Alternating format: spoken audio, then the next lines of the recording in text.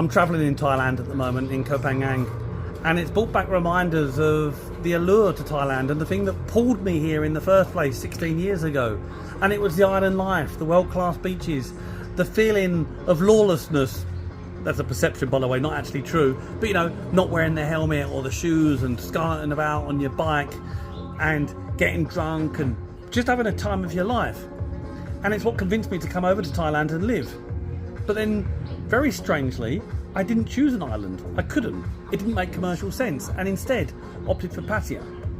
And spent much of my time in Pattaya, partying, drinking, everything that wasn't why I wanted to come here. And then I had to work and earn money. And so Pattaya and Bangkok become my gateway, the place where I've lived. I've tried Hua Hin, but it's too sleepy. You need to be at least 60 before you can settle in there. And the question for me is, how do I get the balance right? You might say, hey, you're living in paradise, and I know I'm living a fantastic life. Moving to Thailand was a lifestyle improvement from being back in the UK. But my heart is on an island. Here in Phangan, people are so chilled, they all look good.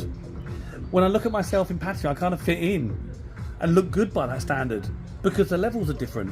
You have your fried breakfast, you drink far too much, and you get caught up in a lifestyle that perhaps isn't conducive to your health and not where I want to be. I want to be where the energy is and eat healthy and sleep well. And a place like Phangan is where you'll find that. Other people are saying to me, well, it's about getting the balance right. And I'm saying, no, it's not. World-class athletes don't get the balance. They don't opt for a couple of beers in the evening. Yoga, gymnasts, they don't. They get their own position right. And it's a very vague term that gives you that green light to go out and have a few beers sometimes or have a plate of chips. And for me, it's not where I want to be. And so this trip, this time, has been a timely reminder of why I come to Thailand all those years ago and how now I've got it slightly wrong. I'm hooked to the ice plunge at the moment. You feel $1 million after spending some time in there.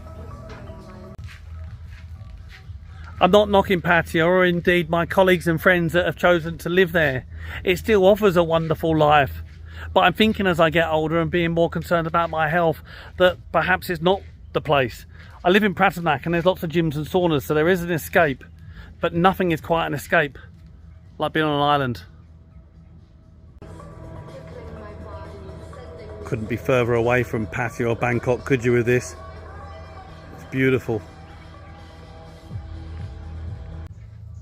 But by the same token, I know the grass isn't always greener. What would it really be like to live on an island? Would you get cabin fever? Would you feel trapped and claustrophobic? I've spoken to many people that live on Koh Chang, and they say not at all. In fact, they prefer the balance. They'll do maybe 2 or 3 months on the island and then disappear off to Bangkok and have their vent and escape and that cosmopolitan mad moment and then come back to the island. Whereas most people choose to do it the other way. Is that financial? Or is it because it's more convenient to live in a city and town with the schools and hospitals? So many things to consider before you choose the place you want to live. All I do know is moving to Thailand was the best decision I ever made.